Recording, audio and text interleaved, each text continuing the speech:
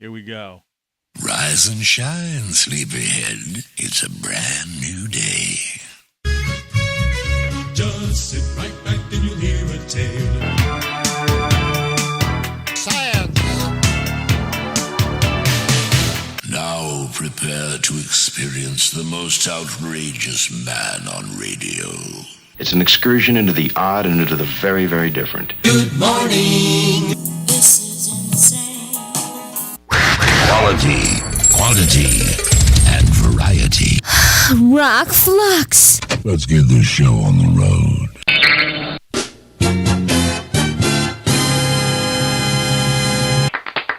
And I think we got everything to work out properly so far, thus far. Excellent connection, 3,000 kilobytes per second, which is meaningless to the average person.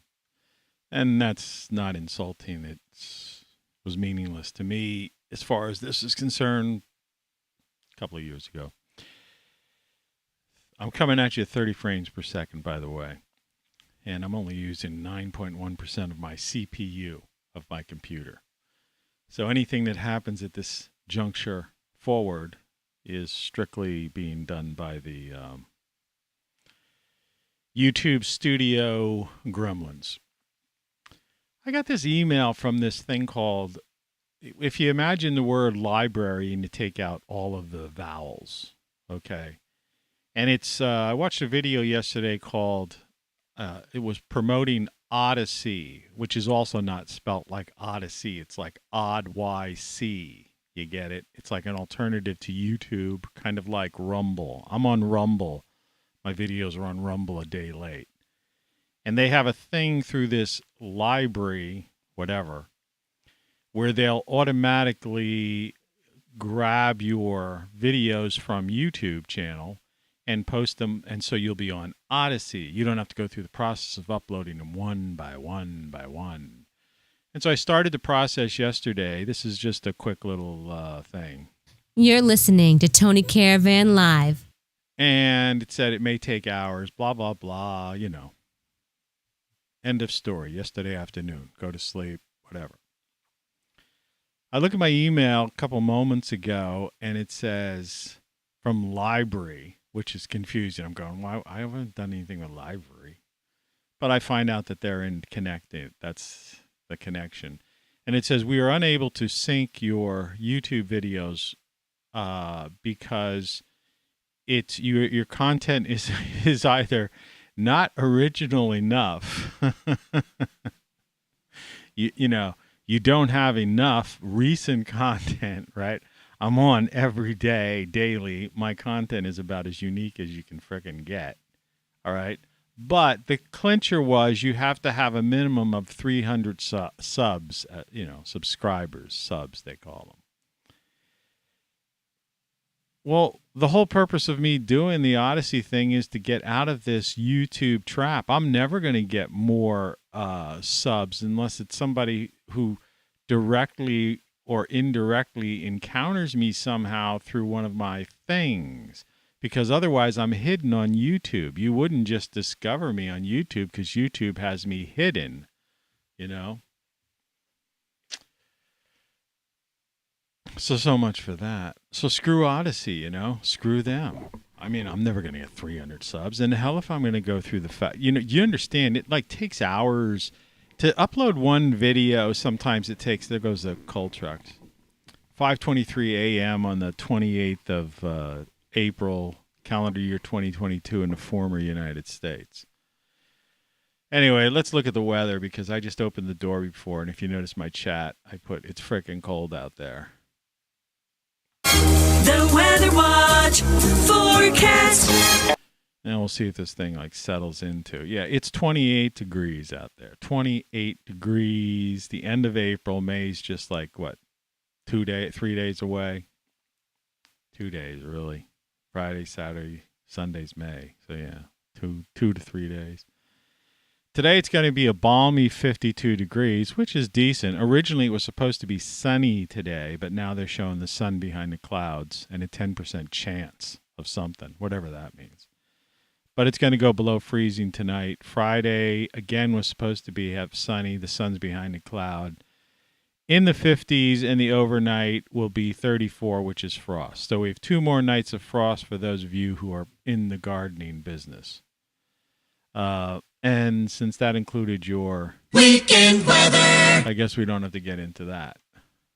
Where do I get all these crazy sound effects? I was in radio for a very, very long time. Brilliant. Anyway, so look at this picture. So yesterday I go out. The other day, now not yesterday, the day before yesterday, when we first started, the weather started to get cold, and it wasn't going to be an outdoor day. And I'm like, I guess I'm not, my face will like kind of get a little more cheery, I guess, in time. I'm just like annoyed by that email and such idiocy.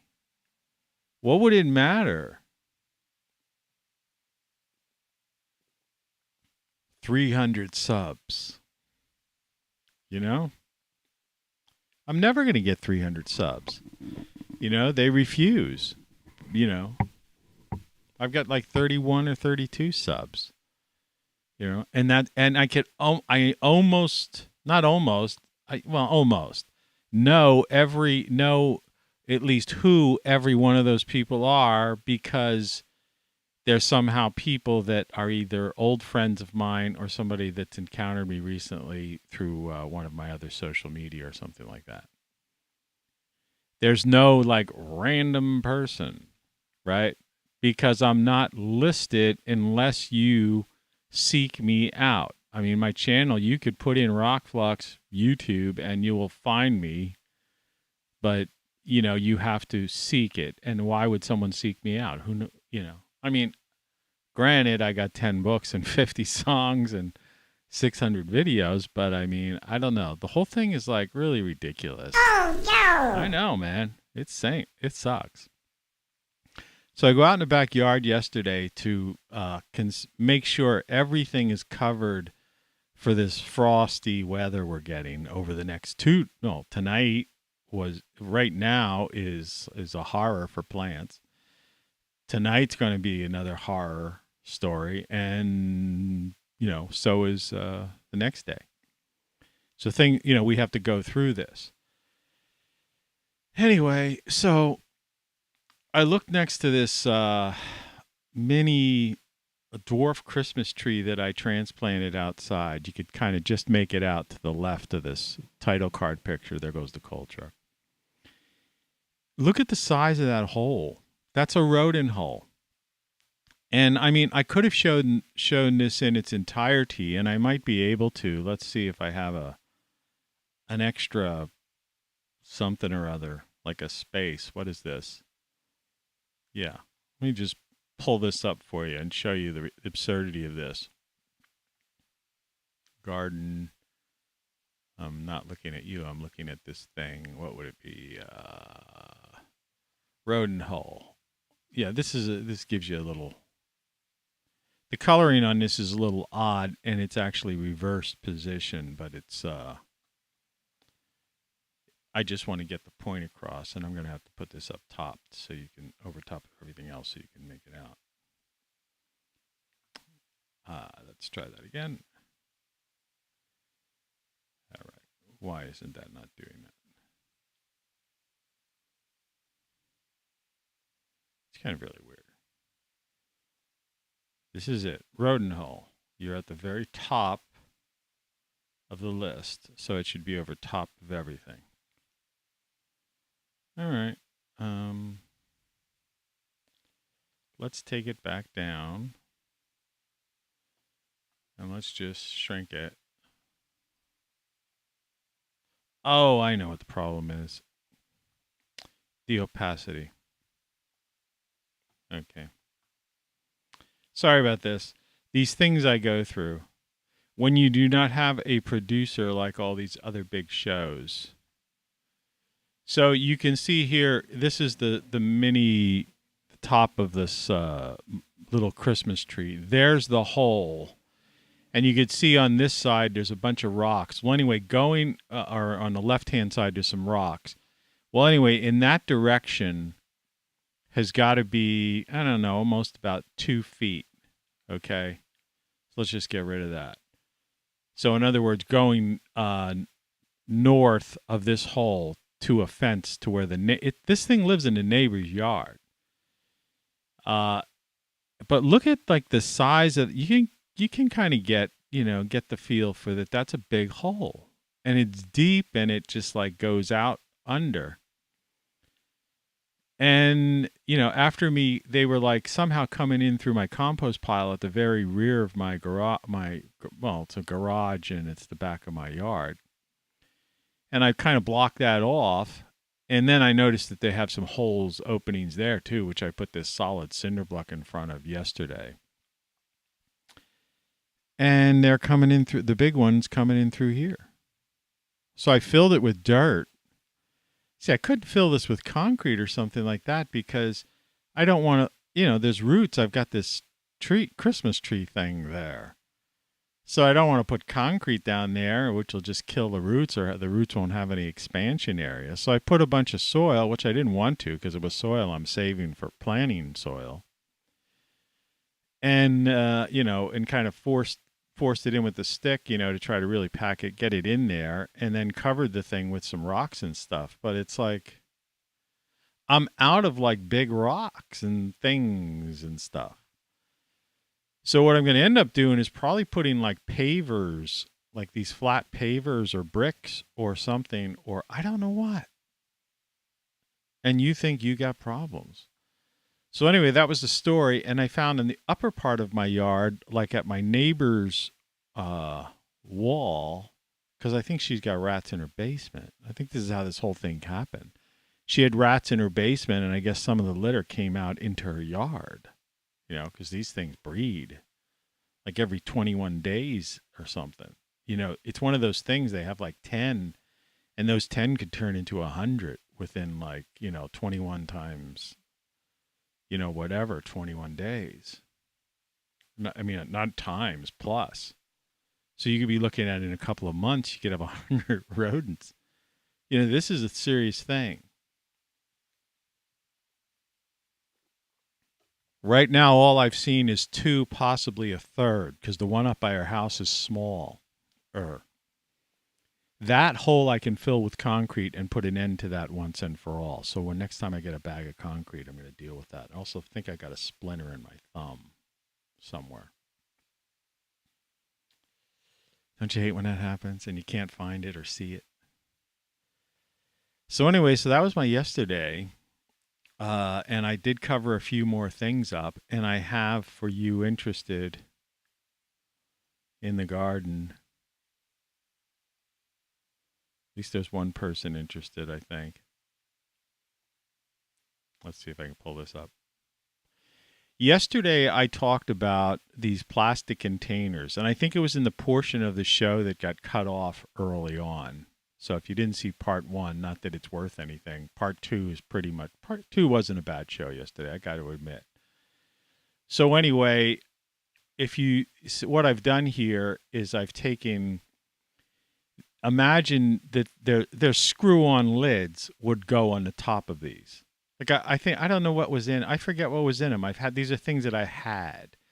I think one of them might have been like peanuts or something like that. Or, something, somebody gives you, I don't know, is a gift or a goofy something, but who knows what it was. Well, anyway, forget the lid's long gone. I drilled holes in the top, and since they're clear plastic, and you can see, if you look closely, you can see there's cilantro in there. And so I just like forced the cilantro that I didn't pick yesterday into there. And those are my 2 cilantro plants. There's some cilantro seeds underneath the dirt in the center that I'm hoping, which the frost usually doesn't affect the seed. It just puts them in suspended animation kind of thing. But if you, it's kind of too late, but if you ever have a frost problem, think of something like that or any kind of plastic thing that you could put cover. You could see up top I've got some of that crinkled stuff that I used in my greenhouse covering like there's some parsley plants coming up. This is one of my herbal raised beds. But anyway, I spoke about those yesterday in case some people can't visualize. I don't know what the percentage is, but there's a certain percentage of humans that can visualize. I could describe something to you visually, and you could picture it in your head. But this is an important thing to realize. There's a lot of people out there that can't do that. And you say, well, that doesn't make any sense. If you're somebody who could visualize something. In other words, I describe this place. Yeah, I went to this room. It was like, it was almost like a gymnasium, but it was, the floor was painted red. And on the walls were these, like kind of checkerboard, such and such, right? Now, there's some of you people out there are like picturing this red room gymnasium with a checkerboard on the walls. There's actually a certain portion of people out there that are like, what is he talking about? And it's very hard for one or the other to comprehend that. Isn't that weird? Our brains, how different our brains. It's like the people who see music, right? And hear colors, right? Like those are real things. Anyway. All this freaking knowledge I have. It's useless, gone to waste, right? So. You're listening to Tony Caravan Live. All right, so I'm just winging this show. It's 5:36. I actually had a breakfast today. Because I had some eggs, some pasteurized eggs. I saw this video yesterday on YouTube about how to, if you don't have a nonstick pan, and I don't have a nonstick pan, pardon the drinking of the coffee. I'm trying to wake myself up, even though I was in bed fairly long. The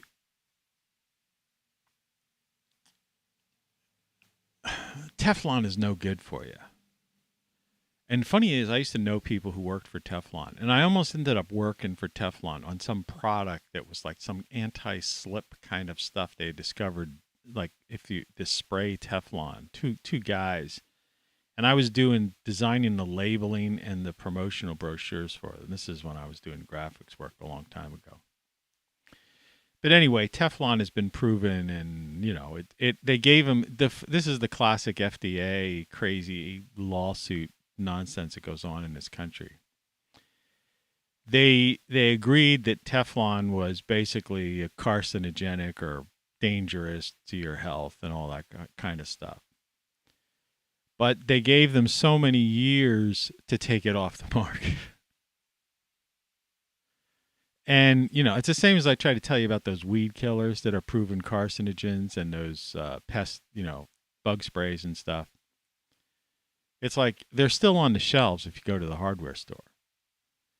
But see, the corporatocracy rules. So we don't live in. And then when I say it's a form of the United States, it's a form of the United States because if the thing is proven to be a carcinogen and you've got a federal a Food and Drug Administration that's paid by taxpayer dollars, right? And everything's like, okay, yeah, this is carcinogenic. It's been proven to cause cancer. There's lawyers on TV telling you can get a settlement, blah, blah, blah. Right?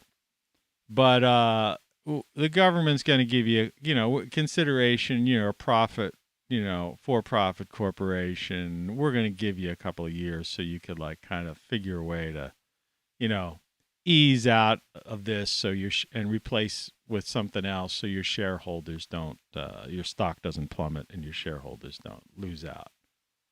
Isn't that crazy? So anyway, avoid Teflon, and even if it's still for sale. The ceramic stuff they say is okay, as far as not, But anyway, so I watched this video about non-stick. This is the DIY portion of the show. Non-stick on a stainless steel or a like wrought iron, whatever. Because that's what I have, one of those black iron things that's supposed to be properly seasoned. And if you properly season the cast iron pan is another way people refer to it. You can get it to be non-stick. But, I don't think I've ever been able to properly season it. Because, I use olive oil and stuff like that, but olive oil could go rancid, right? So you don't want to leave olive oil on there. And I don't cook with it every day, so I mean, I just don't understand when they say this. There's all kinds of ways they say heat it up to like such and such a degrees, and see if water bubbles on something. I mean, and there's all kinds of crazy things, but it's like too much. It's like too much trouble. Can't you just sell one that's like seasoned or something? I don't know. Anyway, so forget that. I mean, I still use it, but I expect that I'm going to have to scrub it. When I'm done, I have like a scouring type of thing on top of the thing when I wash my dishes. And so if it was properly seasoned, I'm going to be scrubbing that off anyway, because usually I'm cooking something in there that's inevitably somehow sticking. So I have this small pot that I make pasta in, spaghetti, and it's stainless steel. And I just wanted to have like 2 eggs for breakfast because I haven't been eating breakfasts. And so I thought, okay, I saw this woman and she said, if you don't bother, they're going through this thing where you have to heat it to like this Goldilocks temperature where when you put a drop of water on it, it doesn't like just turn to steam or turn into a bunch of bubbles. It like turns into one bubble, and the bubble just like a ball of water just like kind of rolls around in it. Yeah. And then you ease off the heat or do this or that to get it to that Goldilocks temperature. And at that Goldilocks temperature, apparently it's a stain. It won't, nothing will stick to it. Forget that. And she said another option to do is to use butter because butter's better. So I have this Irish grass-fed, pasteurized butter, which is supposedly like the stuff that's the best, right? It's like a healthy fat for you. In fact, I just bought more yesterday, but I had some left over from before. I don't go through a lot of it. I don't do many things where I use butter. I do that. I don't do this kind of thing often. So I put some olive oil and butter in there, but like a little stick of butter, not much. And I just made sure they covered the whole thing with butter. Put 2 eggs in it and a couple, and various other healthy type of spices and some things in there. And then and made the eggs in it. A little bit stuck to the bottom. I mean, not much. But I was able to basically, when I finished the eggs, I threw like a piece of turkey, like a oven roasted turkey, cold cut, just a little tiny scrap of something to give something else in it, and some kale after the fact, and rosemary, turmeric with black pepper, sage, and a sprinkle of chili powder, and maybe some chives, but like dried chives from like the Dollar Tree, chive seasonings. So, but I mean, the idea of the grass-fed butter and the olive oil are good for you. Omega-3 from the olive oil. The turmeric and pepper combo is, that's like an anti-inflammatory. That's good for you. I mean, the only thing I didn't put in is garlic. I just didn't feel like chopping up garlic and stuff. It's morning. I'm half awake. Rosemary's like has choline in it. It's good for your digestive, that whole system thing. And same with some of those other things. And I was able to wipe it clean with a paper towel. Put that in the garbage and then wash it. So if you could figure out how to do that bubble thing, that's, get it to some Goldilocks temperature and make a stainless steel pan be nonstick without nonstick surface or using the spray, good on you, as they say down under. But if you can't, throw some Irish butter or olive oil in there. It works, Just don't cook it long. I wouldn't recommend something like if you're leaving something on there high heat for a long period of time, it's going to probably stick no matter what you do with it. I don't know if that helped you or not. I am totally unprepared for this show. Totally unprepared. What are we going to talk about today? That's the title of this show. I have no idea.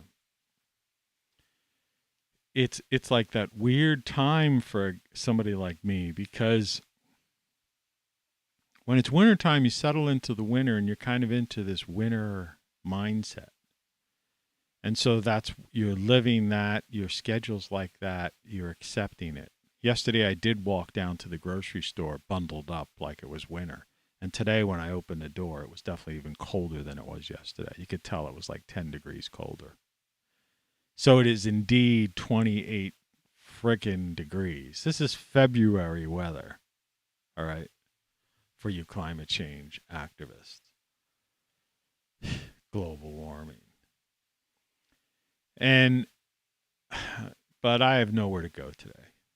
And there's nothing really else I could do in the backyard except put some food out for the birds. But I know that this one rat by the neighbor's yard is going to get at it. And those other rats are probably going to plop through another hole. And it's too cold to do any kind of concrete work. And a friend of mine who was supposed to pick me up a thing of concrete, I don't know if he did or didn't. I mean, I messaged him yesterday. I'm not a big on messaging, but that's like how he deals. It was read yesterday, but he never responded. So he's either avoiding me or he's, left the planet, The future. He came from the future. Went to the future or something and, used my portal or something like that. I don't know. So we'll find out. But as soon as this weather breaks, I'm just going to basically concrete the entire, like everything. And if I have to, in the back where they're coming in from the back, I'm going to put an 8-foot, extend the fence up another like 3 feet to make it like 8 feet tall.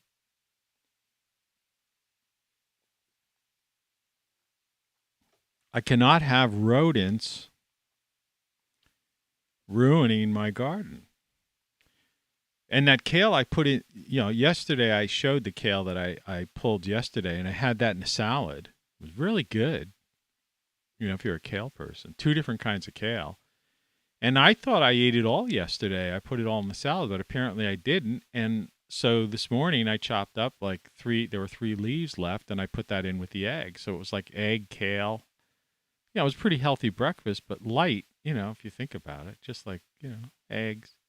2 eggs, some kale, a little tiny piece of just a cold cut, thin cold cut of, oven roasted turkey breast, not overly processed, put it that way, but still processed nonetheless. I'm not really a big meat eater. It's not like some kind of stance necessarily, but maybe it is too. I don't get into that. But it's almost the society is the way we are, life is the way we are, and I don't know, you do what you do. But I'm not like I say, I don't eat burgers and steaks and bacon and all that stuff. I mean, I don't go out of my way to order that kind of stuff, But occasionally I will have some turkey. That's about it. The cat, I chopped up some of it for the cat. The cat's like I don't know, he's surviving, so far so good. He's still like thin as, a waif or whatever. He bothered me through most of the night, but I'm so used to it, being like kind of him crawling all over me, waking me up at midnight, 2 a.m. But I mean, I go to bed early. So it, like in the grand scheme of things, I end up getting close to 8 hours of sleep. And I feel pretty good. The past 3 days, mornings waking up, I felt like I had ample sleep. Right? I don't have bags under my eyes or anything like that, And this is another thing I was thinking about. And again, this may be overplayed for some people, but You're listening to Tony Caravan Live. I like to play that when I'm in the vlog mode so people realize this is just the babble portion. Then we'll get into some kind of subject. Who knows? there's a lot to talk about.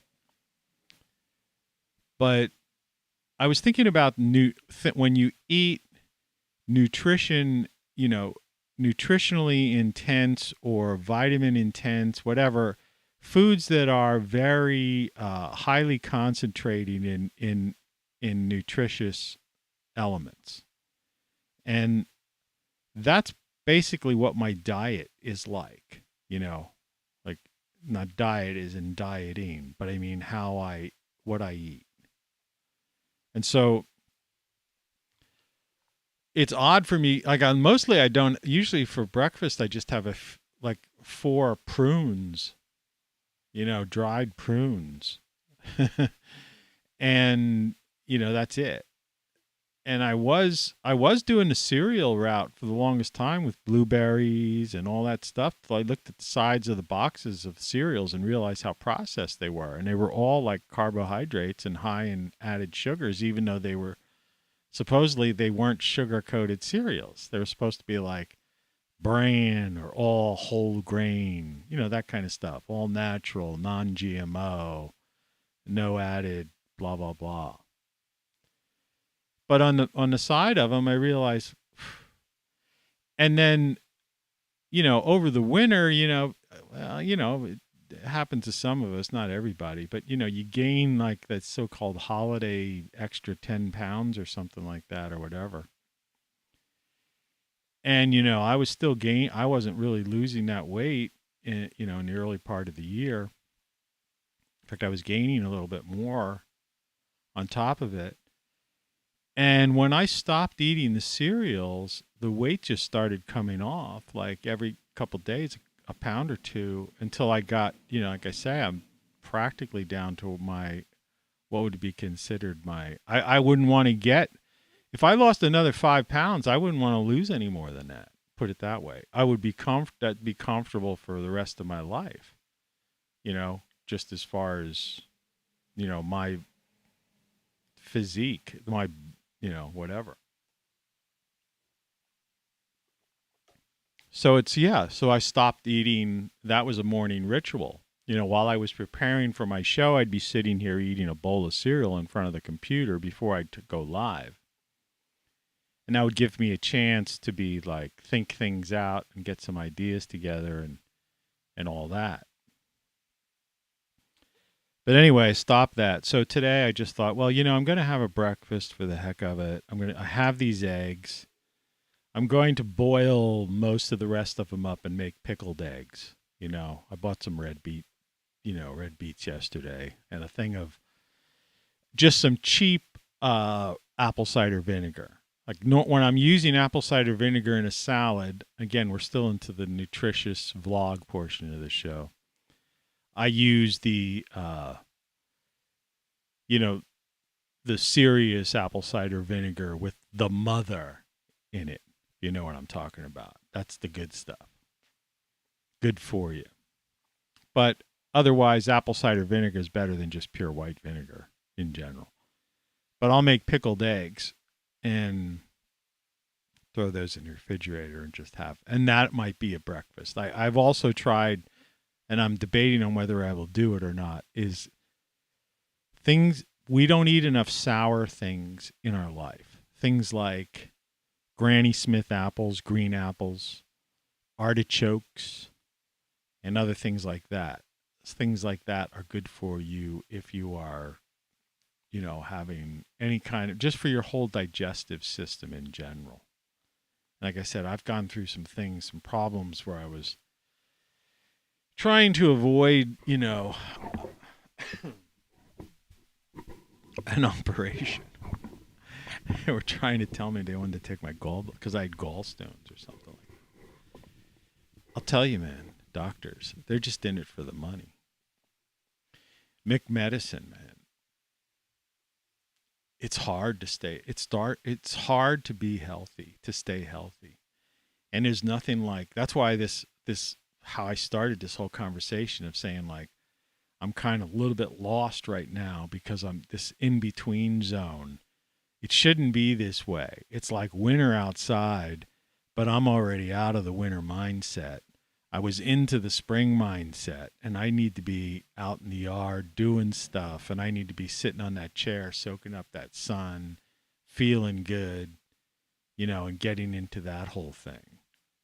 So the sooner that this weather breaks, the better. So the next couple days are just like kind of, and there's nothing. Yeah, I can't. There's nothing on YouTube. It's all politics. Elon Musk, politics, Trump, Putin, Russia, World War III, and nuclear war. I mean, this is the actually discussions they're having on TV.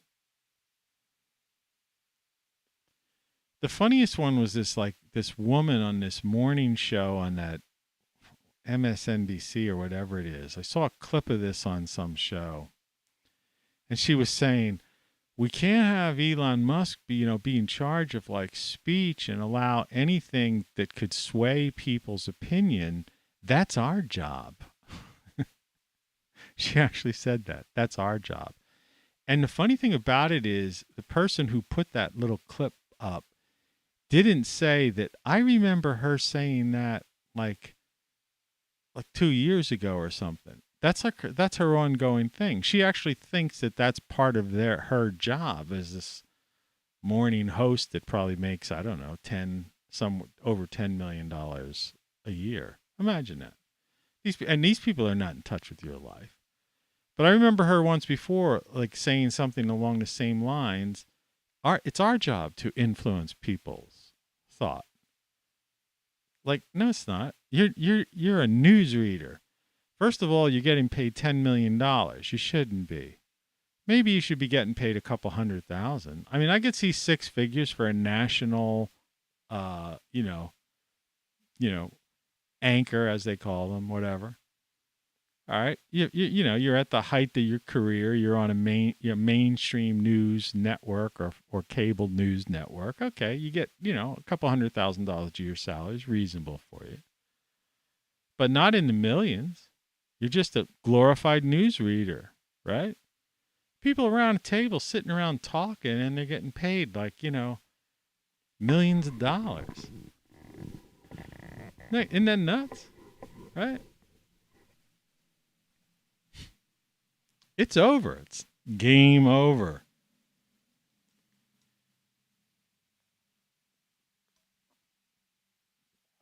Oh, and I apologize for anyone who tried to buy a shirt yesterday because apparently it's not that. Where is it? The Be Nice shirt. Well, I still think people should get the Be Nice shirt, but apparently the 15 or 20% deal, I think, ended. I don't know. It just might not have shown for me because for some reason I have like 3 different browsers. That's why I say that I may, in some instance, I only may have 1 or 2 viewers of my videos. I really don't care about that. That doesn't bother me because occasionally I get comments, and like I said, once a week.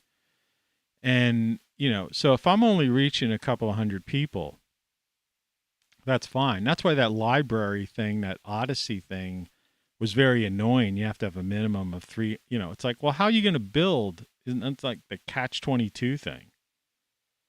How are you going to build so-called subscriber base, if you're shadow banned from YouTube, and if your company exists as an alternative to that company, why wouldn't you accept somebody? Make an exception. So ridiculous. I'd show you the emails, but I'd have to cover, to publicize my email address and that kind of stuff, because I get enough spam already. I mean, every day it's 40 or 50 spams, and I've got spam filters. I'm unsubscribed from things. I put stuff goes direct to junk folders, but I mean, it's endless, and they're relentless with it too. They just and political stuff. I'm just not political, and I'm not interested in why I would be getting stuff from and some political candidates who I actually despise. I consider them to be literally like criminals. in the up there in the corner and camera 2 view, depending on what size your monitor you're viewing this on, you can see the Tyvek on that house. And they finished when the light comes out, which will be shortly, within the next half hour. You'll see they started the porch siding. So they're fixing that house up nicely, which is good to see in this bizarre neighborhood, you know.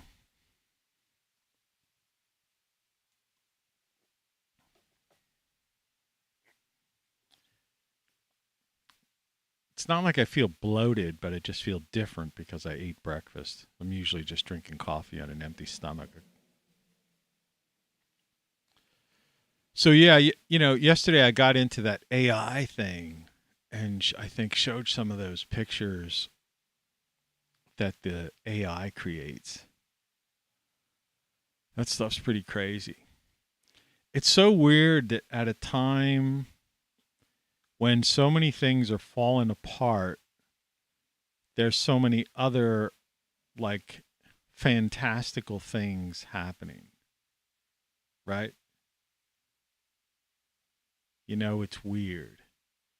It would be like being at the greatest party ever with the best band, music, food and drinks and people that you could imagine. But, you know, the building, the doors were surrounded by like werewolves or something, or zombies about to, eat you, So simultaneously you have this complete contrast of like, horror at the doorstep, complete absolute horror, and but while you're experiencing nirvana, and that's like society today. There's like all this incredible stuff, right? And yet at the same time, simultaneous to it, there's like the worst possible things you could imagine are there, right? And at every level too. That's the other weird thing about it. So not only I just saw a circle thing. I hope they don't cut this show off. I don't like being paranoid, and it's kind of ruined. It's ruined taken a little bit out of my show is the fact that I have to be like keeping the eye over there. And what I mean by the eye, it's like my analytics and like my numbers, what I'm streaming at and things like that, to make sure I'm actually streaming at full, throttle. But back to this idea. Yeah, that's like, it's really weird. I mean, even in this instance, it's a perfect example. So normally I would be, okay, I'm doing this show, having fun, getting into some kind of interesting conversation or, whatever, one-way conversation on something, an idea. There goes my lights flashing. Look up at the thing. It's right before sunrise, the lights do that flash. It's kind of cool. I know I point it out often, but I still think it's cool. But yeah, even here, so while I'm doing something and getting into an interesting conversation, an interesting, idea, I have to be like on my toes, walking on eggshells, wondering if, the show's going to be cutting off. It's like I say, this contrast, this, and it's everywhere you look, so there are people having the time of their life, experiencing the most beautiful things you could imagine. And they walk into, come in, they just are out, I can remember I lived out in Malibu. Of course, none of this stuff ever happened then because nobody ever turned on their TVs hardly ever. Like, the only people who ever had TVs on were like guys who were interested in following would turn on the TV somewhere to watch a sports game. It wasn't like the centerpiece of a room, fireplace, or the windows that looked out at the beach or the ocean, where your center was the centerpiece. So people didn't watch the news kind of thing, but if they did, it didn't matter. But it would be like that. So you would come in from surfing, somebody would come in from surfing out on the beach, having a great day outside, feeling good, having fun, bunch of laughs, whatever. And you would walk in and the news would be, there's going to be a nuclear, they're talking about nuclear war or something. You see what I mean? It would just take the wind out of your sails. But of course, like I say, that never happened back then. At worst comes to worst, you'd come in, walk into somebody's house, and be somebody watching a baseball game, and you just pass on by because, like I said, I've got no interest in that. That's just my personal thing. I don't know why. I mean, I could have, I guess at some point, but at this point, I'm not going to pick it up,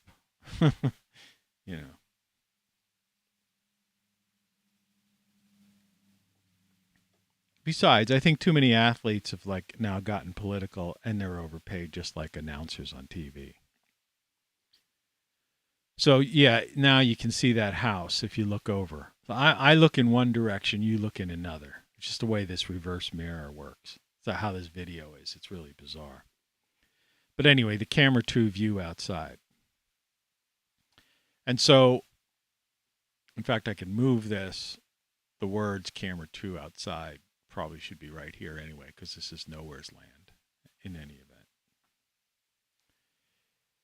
But yeah, see, they put the Tyvek, wrap the house properly now. See, they started to decide this before, but then someone must have told them, hey, oh no, you can't do that. You got to that's an old house, blah, blah, blah. You got to rip out we'll check for any rotted wood and pull that out, replace it, wrap it, and then, insulate inside.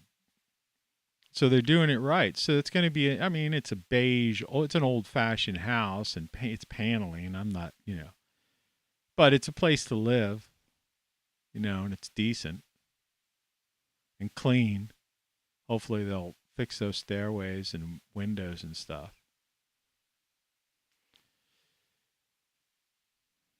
It just, the idea of having the neighborhood, the area where you live, look a certain way, just kind of applies pressure on people that would otherwise make it be more destructive or would tend to be, throw trash down or do something weird like that. Right? If it's like, what I mean? It's like you respect, you walk into somebody's house and there's you see people taking their shoes off, right? And they've got some kind of, pristine rug, carpeting, or flooring or something. And you're well, so you take your shoes off and walk there. Otherwise, you go into some place and it's just stuff strewn all over the place. And it's, you just don't, that thought doesn't even cross your mind. You just walk in the place, right? Throw your jacket over the edge of a chair or something. There's nothing wrong with, you live in the farmhouse type idea. That's one thing. I've just had to, because of the nature of,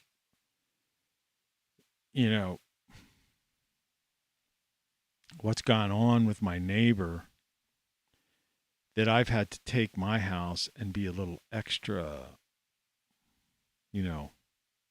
Spartan with it. So I keep things, I'm trying to get rid of the clutter. I still have a lot of stuff to get rid of, though. I have so much stuff that I have no use for. And I don't know what to do with it. And a lot of it's just, it's I wouldn't call it memorabilia that the public would be interested in. It's personal memorabilia. I probably have almost every issue of of magazines that I've published covered. Designed the covers and And there was for a time when I was publishing my own dining entertainment magazine that I was literally doing the entire thing on my computers. At one time I wasn't using, this is a very big screen, all right, that I'm doing this show on. But I was actually using a television, a large screen television, an HD TV that had an HDMI input in the back of it. Or no, it actually had the old computer RS-322 or something. I don't know if that's the right. I forget at this point, because this was a while back. But I actually was able to plug my monitor from this G5 computer that I still use for these sound effects. After he's talked, we must get rid of him immediately. So, and that was huge. So I could actually have 2 pages, like the spread of the magazine, on the screen in like real size. In some cases, almost larger than the size of the page. That was great to design and write and create on. And I used to do almost the whole magazine myself. Anyway, I have all these things in these, plastic containers. But what good are they? I'm not looking for a job. So I don't need resume pieces or job samples. And nobody comes over, And it's not like I'm the show-off type of guy to sit around and say, well, here's my stuff. And besides, and otherwise, and I'm not going to put it out, it would just clutter and get dusty or something like that. So I've got it in these, totes. I'm like, but it's my life's work. I mean, this might sound a little depressing. I don't know if, I'm trying to, I don't want to bring you down. Don't want to have a show that's like, depressing or anything. But, I remember when my father was moving to Florida, this is many years ago. He's long since passed. He died of all the complications of Alzheimer's. But he made it just past 80, which is, as far as I'm concerned, anybody who makes it to their 80s is, that's a decent life, But anyway, so he retired early. He retired at he did the 62, retire thing, and kind of had his own business with his brothers, family and stuff towards the last 10 years prior to that. So in his 50s. So he was pretty much a free man. I mean, he did work for a newspaper and had some jobs along the way, but for a lot of times he was his own boss type of guy. But anyway, when he was moving to Florida, he didn't have Alzheimer's or anything like that. I mean, that didn't occur till later. But he moved to Florida. So I went over when they were emptying out the house kind of thing, and he was there. And I went down into the downstairs. It wasn't a big house, but there was like a downstairs that led to a screened in porch area, but I mean, it was a downstairs area, and he had a desk down there. He wrote a book that was never published, and I've been trying to get my hands on it. I think my brother has it, but it's like, I hope he didn't throw it away, but because I was going to publish that no matter what, but anyway, in the middle of the floor, he had this stack. From the floor to, I don't know, it was probably 4 feet high, right? I'm sitting. And it was as if he went through his desk drawers and because he had a file cabinet next to his desk. It was his little home office type of room he used. And so he had all these paper type of things. And they were stacked, some were like file folders, I guess. And it was stacked up about 4 feet. He just went through everything. He was emptying out his desk and file cabinets and blah, blah, blah. And I was downstairs, and he goes, and he just yelled down, peeked down through the stairs. It was only about 6 or 7 stairs to go down to that level. that guy who just walked by was the glitch in the matrix from yesterday. See if he walks by twice again. But he said, if there's anything there you want, take it, right? Otherwise, I'm just getting rid of it.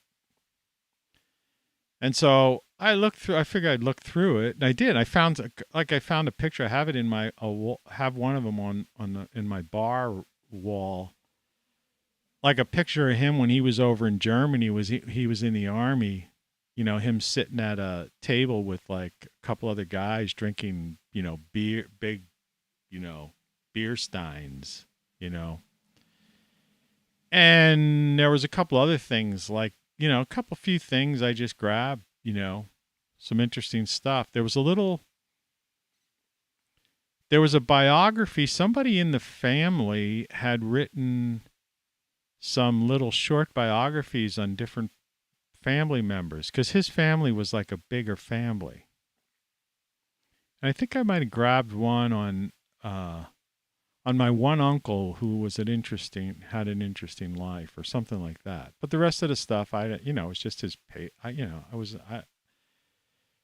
But what I'm trying to get at is it's like, I suddenly found myself in a situation where at the time, I thought, well, that's weird, getting rid of all your stuff. But, in other words, he was right. He was going to Florida. He just wanted to have a simple life down there.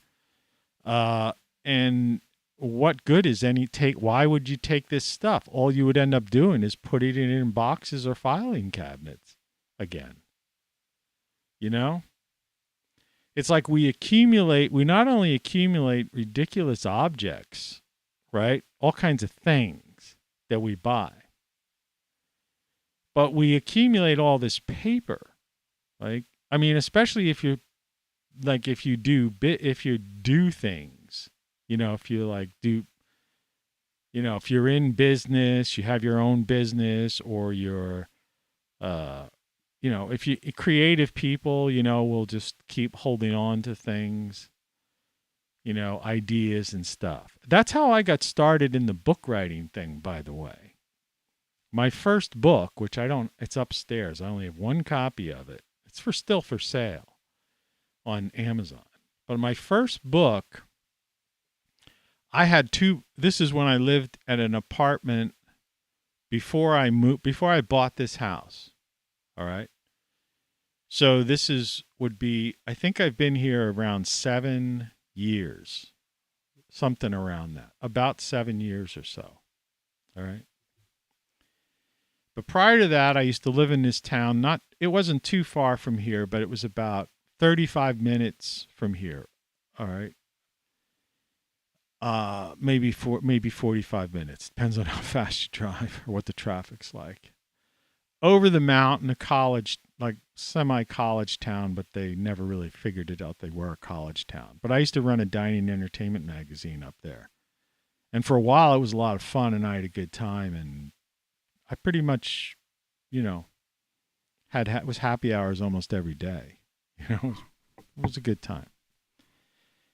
And I was known by everybody because I was the publisher editor of this dining and entertainment magazine. So anytime I went into a bar, restaurant, or whatever, it was like they'd all give me whatever, they'd all like throw drinks and food and stuff at me.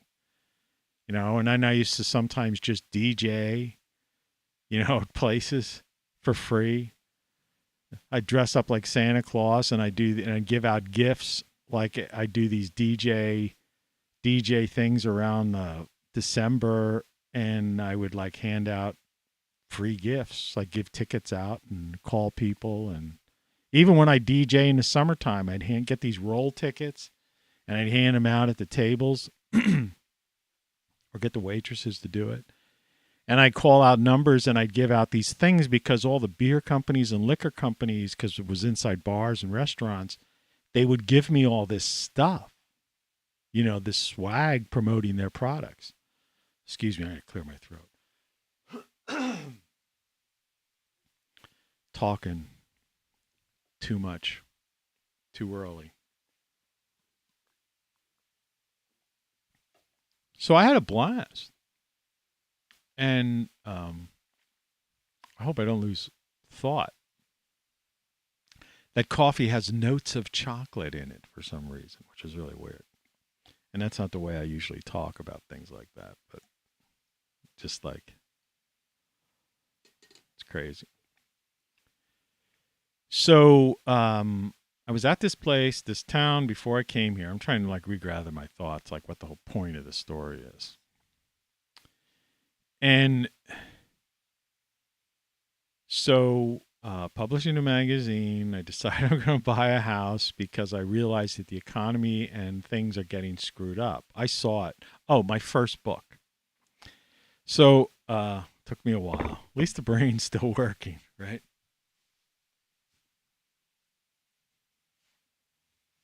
The legendary white handkerchief got washed yesterday morning, just in case you're worried. After the show, did laundry. So I had a couple boxes up there, and I had things that, like, because I was interested, I had written screenplays, had notes on ideas for stories, bits that might have been used in magazines, ideas, projects, just that. But a lot of it was just creative type of stuff, jottings and stuff. And so I was going through these boxes and I'm going, man, I'm not going to take, I knew I had made my mind. I'm moving out of the apartment scene, right? I didn't want to be beholden to a landlord and price increases. I mean, I was paying twice.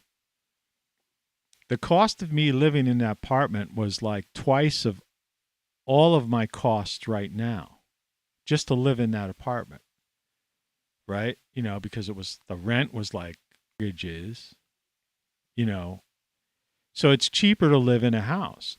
But I mean, if you live in a neighborhood that's not high taxed, and if you can live in a house that you don't care if it's like a 3-car garage and, with the cul-de-sac, like I said, or some gated community or something, where you have a lawn where you need a sit-down lawnmower, that ridiculous nonsense. Lawns, people who have little mini golf courses in their houses. I can never figure that out. Boy, I'm so glad I don't have a front lawn, There's the front of my house faces a street, and I'm just as well. So anyway, the whole idea was I had no intention, like I've written 10 books now. Technically it's been 11 or 12, but I mean, I've consolidated some of them. So in the grand scheme of things, there's 10 books for sale on Amazon now. And I've written 10 books. That's like weird. They're not like voluminous. All right. But they're, it's just, the book, it's basically a book, they're not super big, But the first one I thought, and I mention it in the opening, the foreword or the, opening of the book, that you accumulate what I'm talking about now. You accumulate all these things over your life and you plan to do this, that, the other, but, life gets in the way and you just tend to not do certain things. And so my first book was just a collection of all of these things, And it was just, there were some interesting things in there. And, all my books are like highly personal with a few interesting stories thrown in, and some essays and things like that. And the last 2 books are flow of consciousness. So they're really, like I say, they're like companion pieces to these like 600 some shows I've done. Because it's just like, it's just me. Right? Talking, right? Letting it flow. And so anyway, I had no intention of writing 10 books. I thought I would take this one book and I would take this box or 2 that I had of things, go through it, throw away the crap that was just crap. And things that weren't, I would, sit there at my computer and type them into the computer, because a lot of the stuff was handwritten notes or old typewriter written notes. I mean, older stuff that I'd accumulated. And and so there were some things that were like essays, stories, screenplays, you name it. And then just stuff. And then just like things like correspondences I had gotten, or whatever.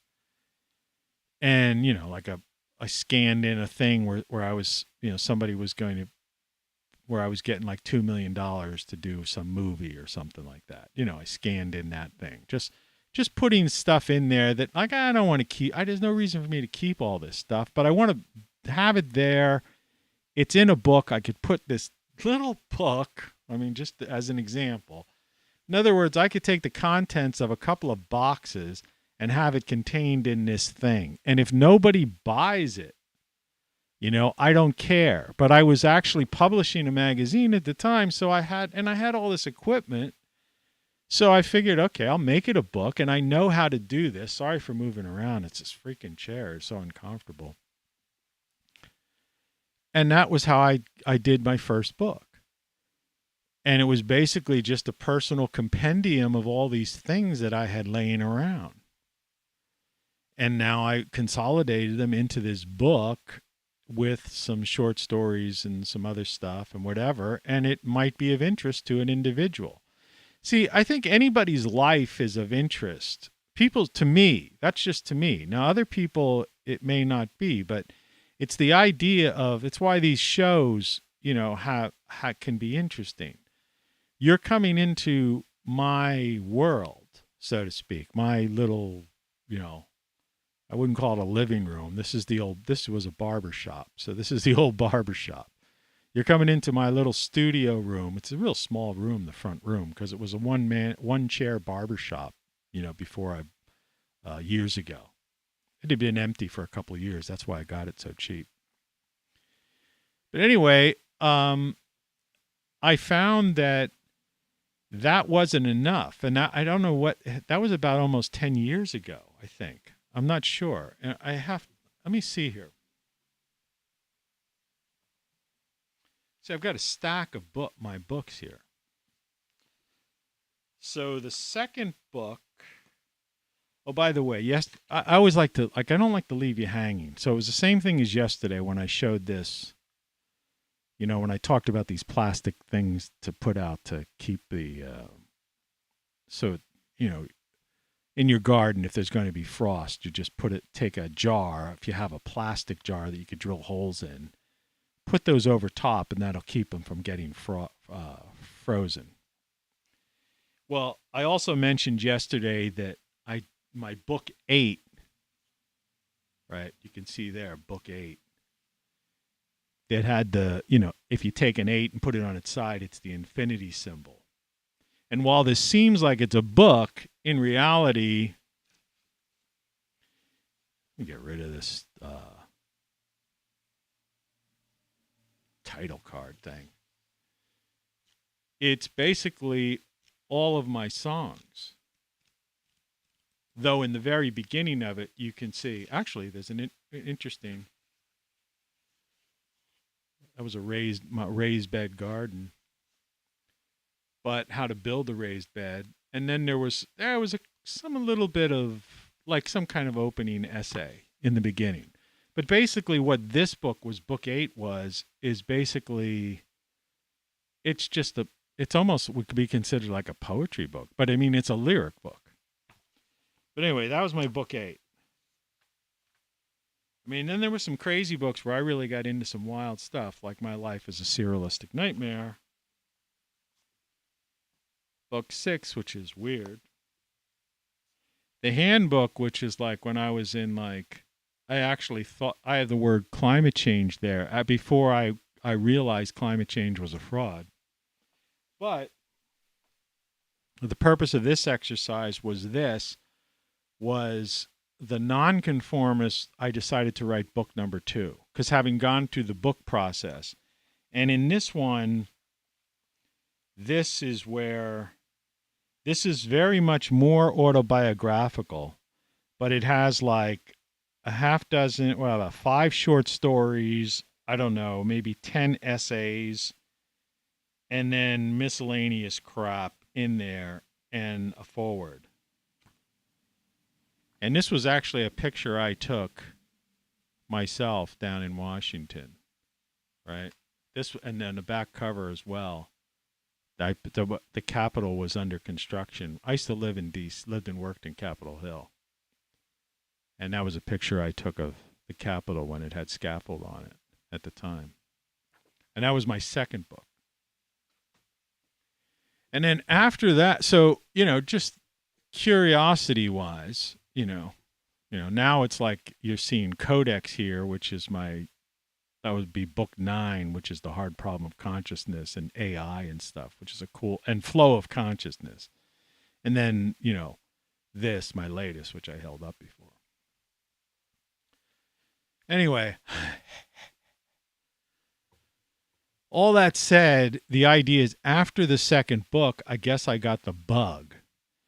And I think by the second book is when I finally had made the move and purchased this house, right? For next to nothing. Like I say, my mortgage, taxes, and insurance are $200. Could you conceive that?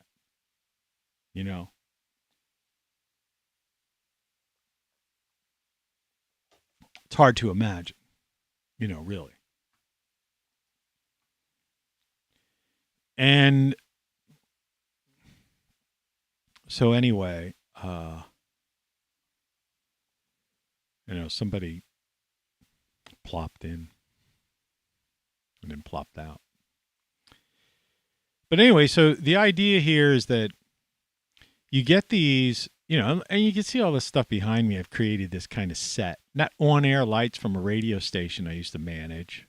I remodeled it when I got there, and I had an extra one of those, the way I reconfigured the building, the internal offices and stuff. So I always kept that. That's like an original Art Deco on-air light, from that goes back to that era.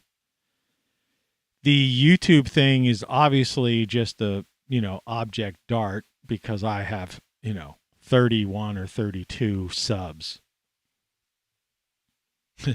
Since they won't allow me on Odyssey, so screw them.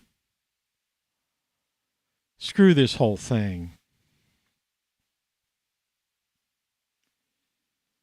So I moved down here and I finally settle in, and then I get into writing songs. I set up this studio, with music. I've got my guitar over here, acoustic. I've got an electric over on the other side. I've got another electric. And then I've got this mixing board, and then, of course, some audio software, which allows you to multi-track record and all that kind of stuff. And then I ended up putting out a couple for people who don't know me. And then I actually made a few CDs, and I have 50 songs out there on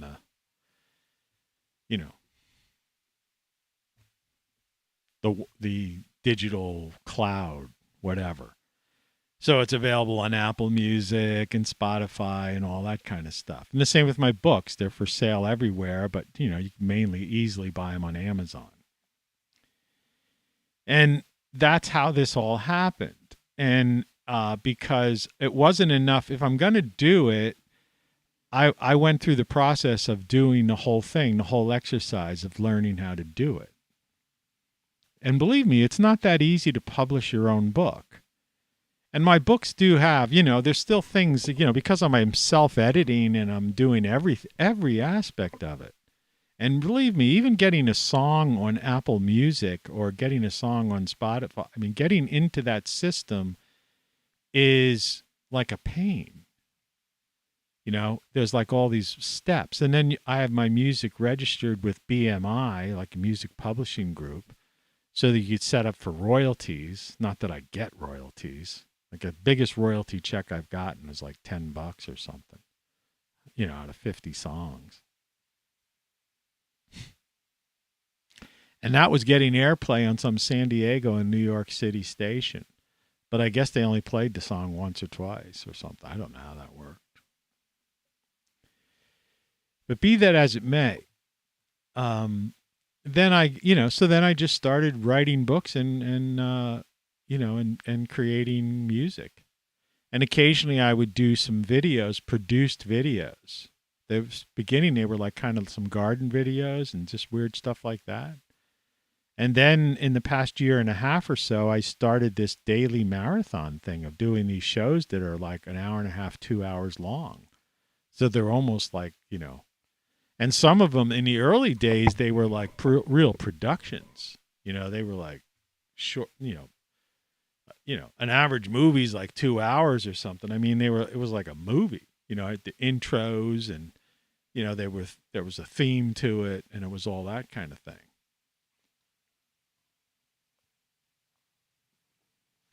But now I'm set up. The way I've got this working, I can just do everything. Like, I don't even know what some of this stuff is I have. I could pull up anything I want to.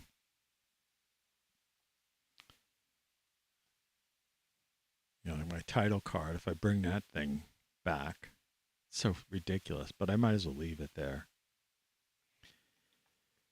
And then I have all these sound effects. So you found us. What is it trying to tell us? No strings, no catch. You own everything. Now stay tuned to ROCKFLUX. And, there are very few people that have that kind of stuff on YouTube. It is much detail. And I mean, really like into, all the craziness I have, Really funny. Really funny.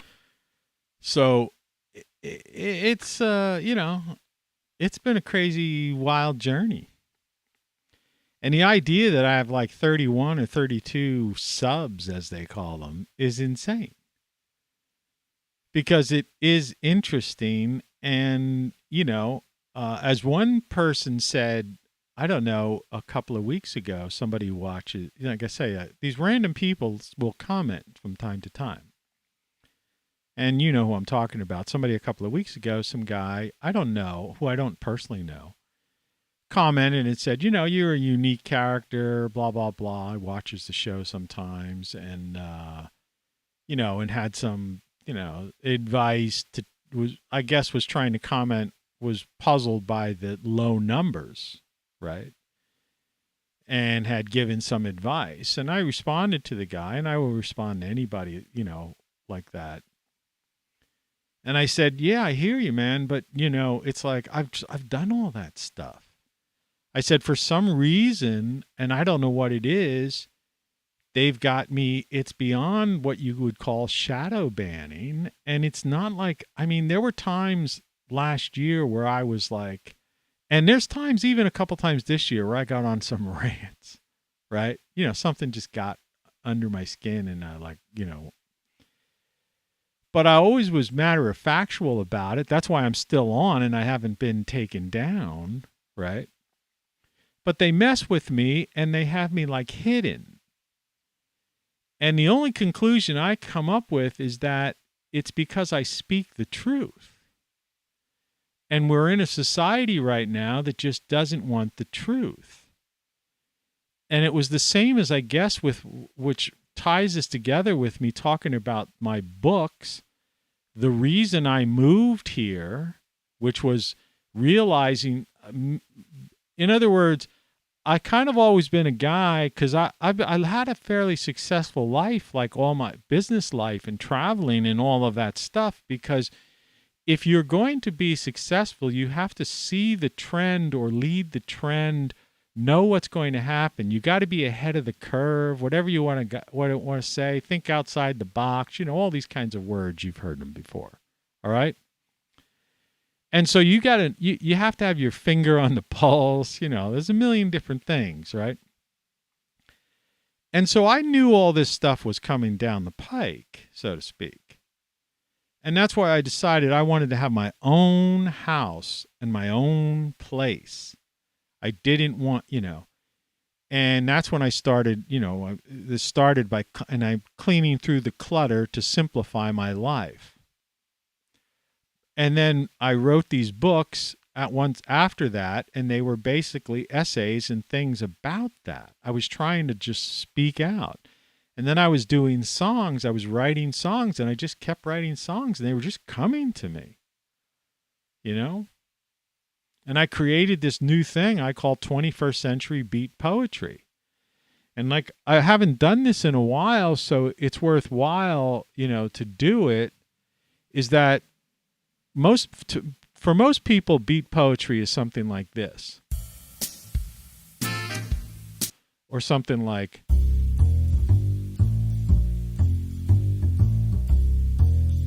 right? That kind of thing.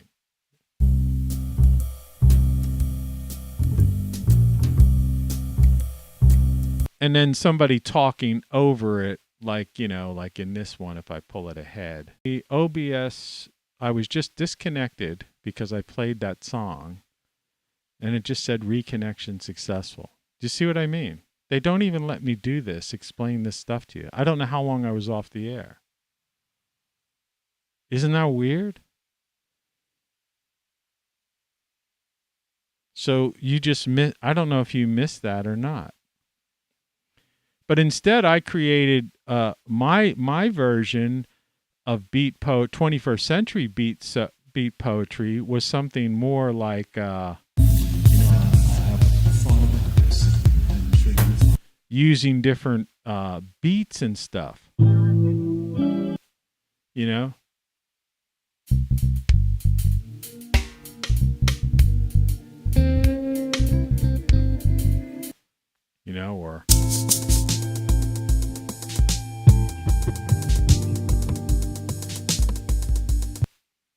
Or that kind of thing.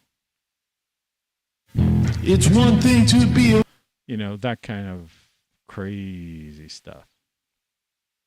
But yeah, I was I just looked up and it said I was disconnected, reconnected. So you see what I mean? So I'm under attack by this platform. And so I even wonder if my books on Amazon and my songs on Apple Music and Spotify and things like that, where that if people are really, if all this stuff is hitting, but the only thing that I could explain it by is that this fear of the truth. And look, excuse me, I'm no fan of Elon Musk. Like I say, I've called him a car salesman on this show many a time and stuff. And I say he's way off on AI. He's like afraid of it and doesn't realize what it even is. But he's a genius in his own right, or he's a go-getter. He got that kind of money. If I had that kind of money, I'd be doing the same things. Probably. But no, I'd also be like, I think I would basically have cured a few diseases by right now. And I would have, taken the carbs and sugars out of the cereals. And I would, instead of wasting, $40 or $50 billion buying Twitter, which is just an app, I think I'd spend $50 billion creating a food company that had food that everyone can eat, right? In other words, I'd produce a breakfast cereal that was actually healthy for you. I'd produce lunches, a series of things you could have for lunch that were actually healthy for you, and things you could eat for dinner that were healthy for you, and things you could probably feed kids if you have kids that were healthy for them.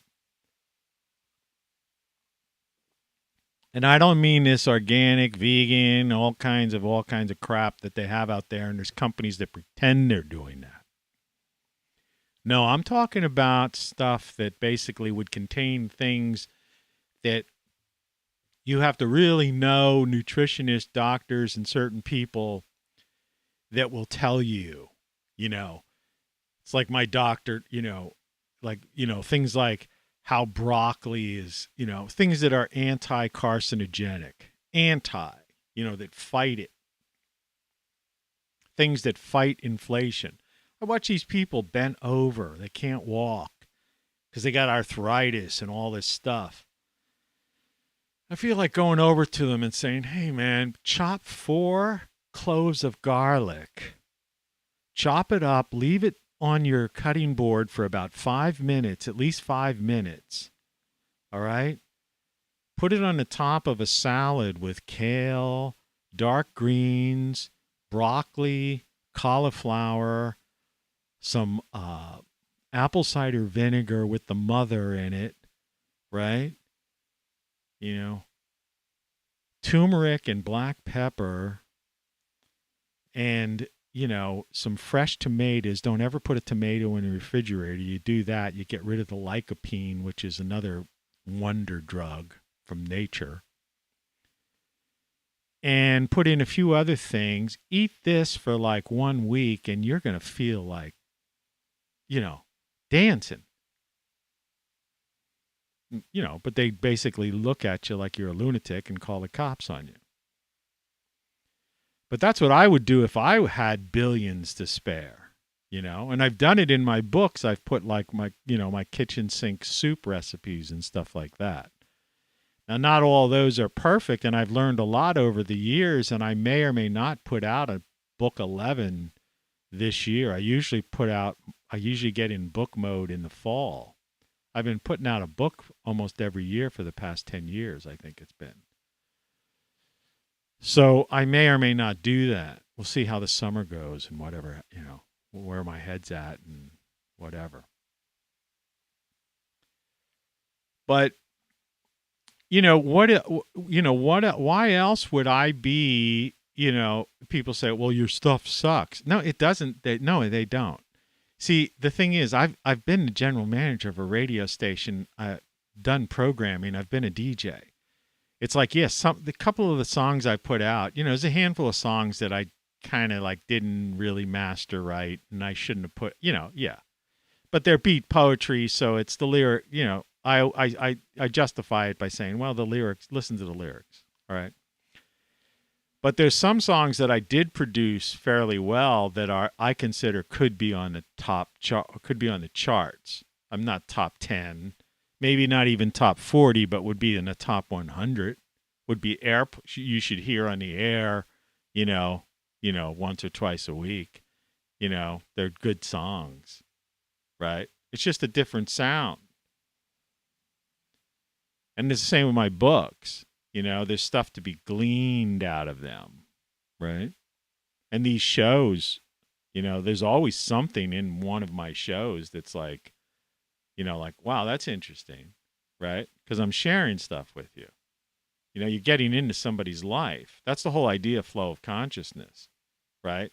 Even if it's something simple about my battle with this rodent, why I'm keeping this picture up, right?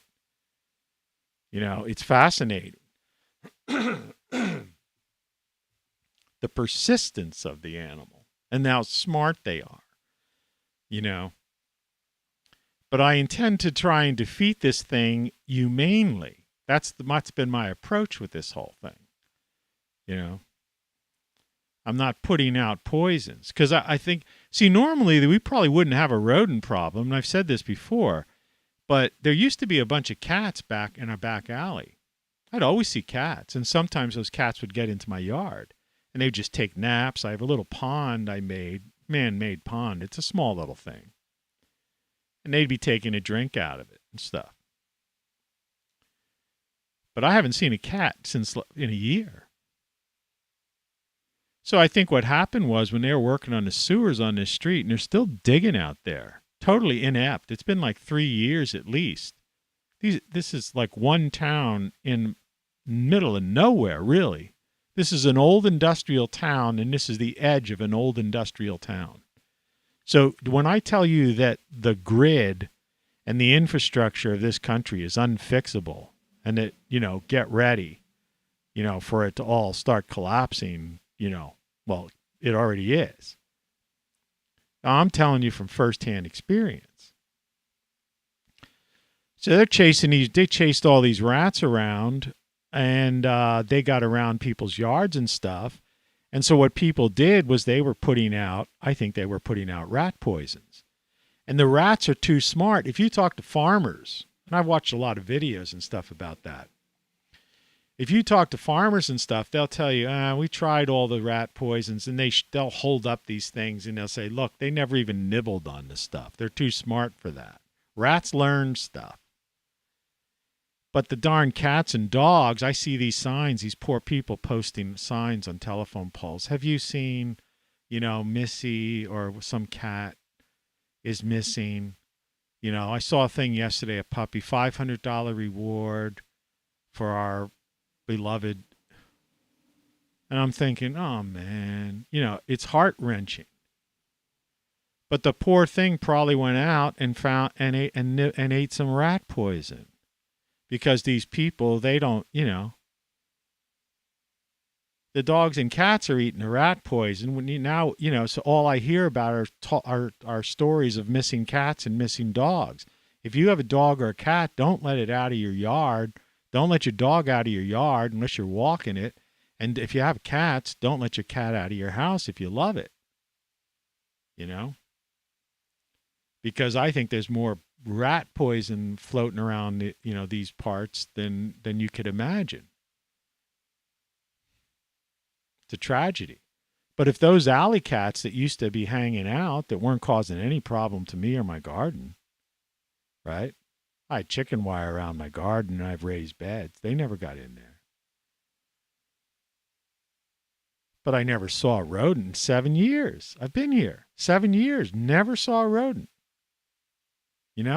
Never saw a bug, like any kind of bugs. Tiny red ants at one point, and I put down that some kind of something earth. Somebody gave me a bag of this stuff that they just won't crawl over or whatever, or boric acid and stuff like that. If you know about that, that gets rid of any of those kind of real nasty things like roaches and ants and stuff. You just put a little pathway of that around, inside or out.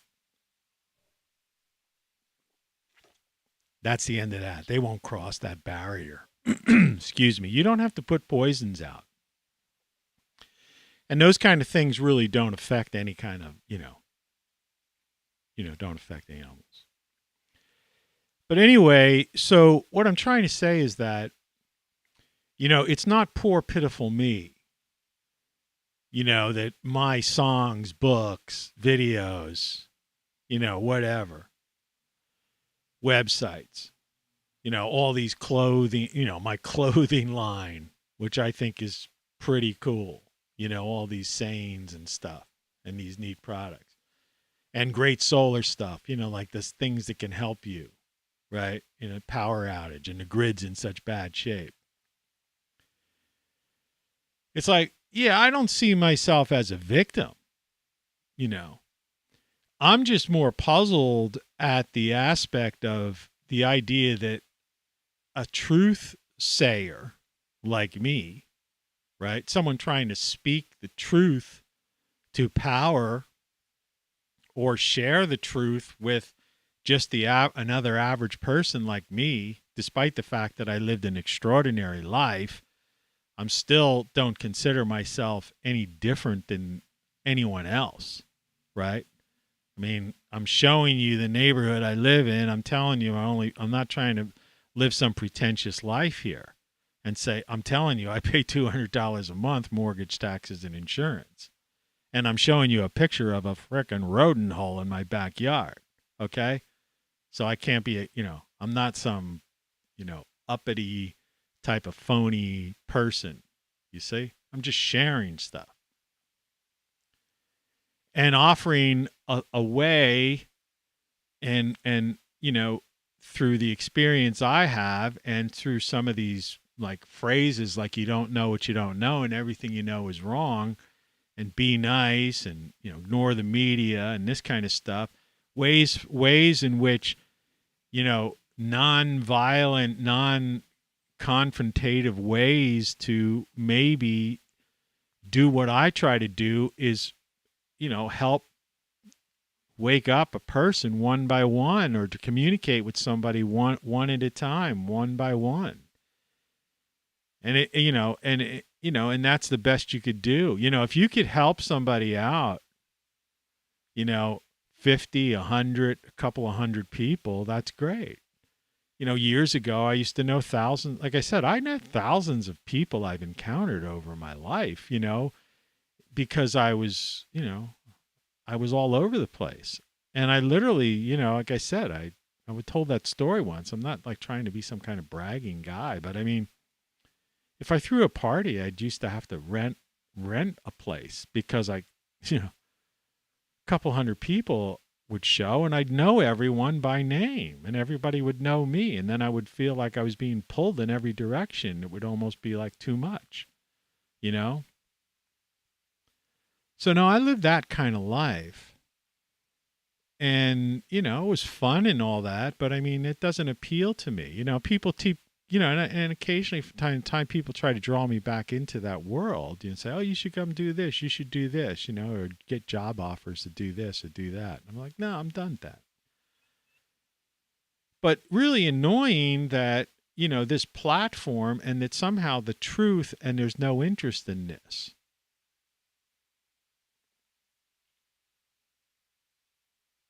People want to, you know, people want politics or something, pop culture.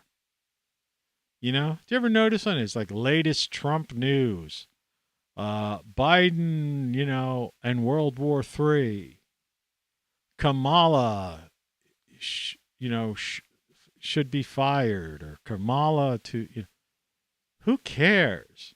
Joy Reid, blah, blah. Whoever these, you know, it's like, and then you see they've got 27,000 views, 141,000 views, 1.2 million views. Somebody reviewing this thing I have back here. Let me get rid of my this Jackery thing, which I have on my. Let's see what we're getting here. Let's just do this. Just show you this craziness. Because it's so ridiculous. All right. All right. This is a site I have set up. Okay.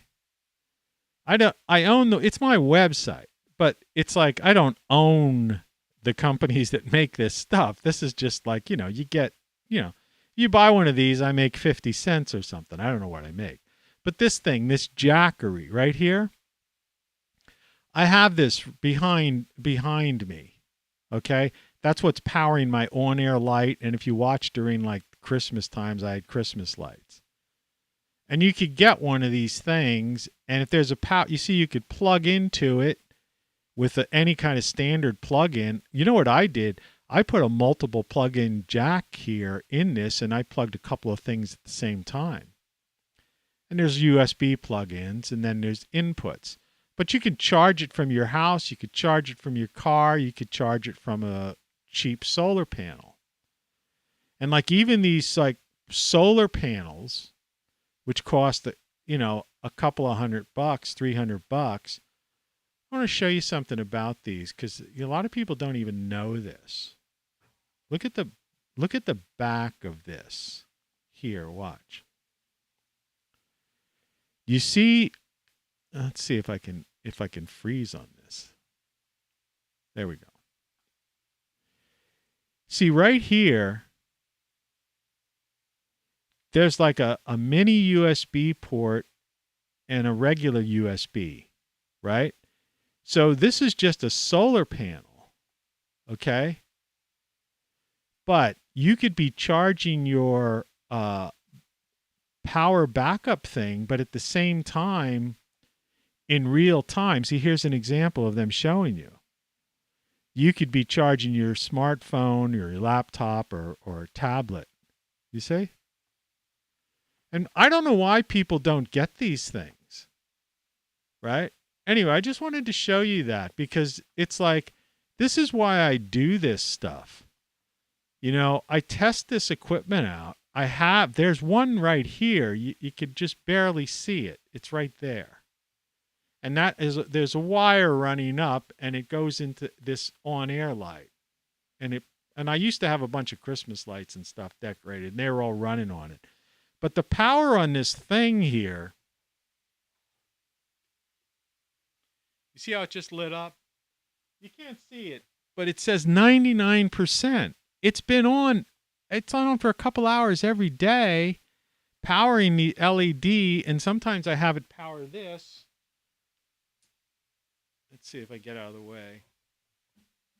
I've got that other, it's a lighted face thing, but it's kind of half covered with a hat. And it's still at 99%. You know? And you could plug in, so if the power goes out, you're still, and it got a handle on the top of it.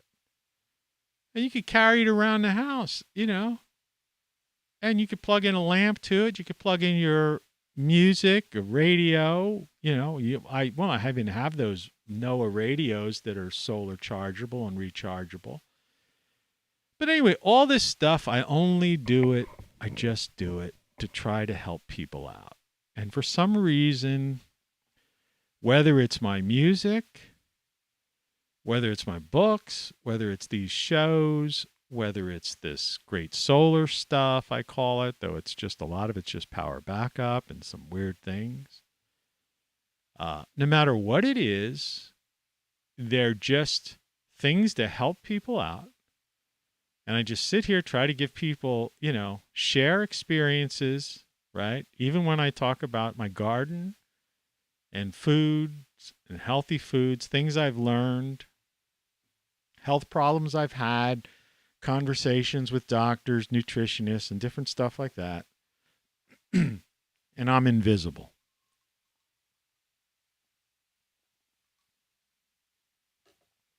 And that Odyssey library, whatever the heck. Excuse me. Says, well, you don't have enough fresh, unique content or volume of content or 300 subs, so we're not going to accept you.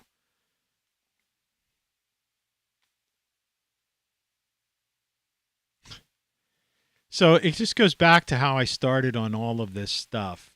It's like, so, what do I do with this?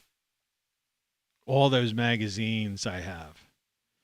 Do I, they're not like, they were local dining and entertainment magazines from like a couple of different towns. I've done these in several cities. It's like always was something I used to do is on the side, even if I had a job. They were just freezing, the circle was coming up again. Well, this show's just about over anyway, so they cut me off. But it's not like, I guess I just throw the stuff away. Because it's not book worthy. I think the stuff that was book worthy ended up appearing in my first couple books, and then I just got into writing books and then writing songs and then doing shows. And now I'm more into just like living life and doing the garden and, trying to stay healthy, keep my cat healthy and all that jazz. So it's just a weird thing, So like I said, maybe this, hearing someone else talk, that's another reason why I do this stuff. Hearing someone else talk about this kind of stuff, maybe is, could be helpful to you as well. Right? Because if you've had thoughts about life and or any of these topics, it's like maybe there's something in there that somewhere along the line I've said that is helpful, and that's the whole idea. No, that's my scene. That's what I'm doing. I don't know. I may get into writing more music. I don't know. I could switch these things back. The weather changes more into like slow-mo gardening things, which I have a bunch of those on the web. Where I just voice over and do these slow-mo views of my garden. I could stop doing it altogether. I eventually will. I could write another book. I don't know. I mean, it's weird. You just live life. And then, and then you're living in this weird, tenuous society that you just don't know if it's going to be like, some kind of totalitarian dictatorship within the next, well, it already almost seems like that in some parts of the country. But I mean, you don't know if these wacko war-profiteers are going to want to try to create some kind of limited nuclear war because for the sake of profit, war profiteering, or political purposes, or who knows what, or to hang on to power. It's just crazy. The world is insane. It's run by insane people for insane reasons. That's that paraphrasing that John Lennon line I use all the time. Right? Or it's like the Dionne Warwick line. This is insane. Written by Hal David of Burt Bacharach, David fame from the years gone by. But I don't know, it's really strange. So that's that, and somehow we got from, 0:00 time to, an hour and 45 minutes and daylight outside, we're looking at the gradual remodeling of a house across the street. I got to touch up the paint on my porch too. Well, anyway, so that's about it, I think. I think we covered just about everything. Good morning! And we already got a chance to look at great solar stuff, but, go to ROCKFLUX.com and check out some of that clothing stuff. I don't know. Join me in, changing people's minds or opening people up to some ideas, You want to support the channel, grab a book. $9.95 on Amazon.com. Then what? Codex or something like that. If it's not your cup of tea, that's fine. But the world's getting crazy and crazier, and the grid is getting weaker and falling apart. And I don't know. You might want to have some power backup. And I think my clothing line and my everything is wrong. Line of is cool. Anyway, I'm just babbling. I'll talk to you tomorrow, the next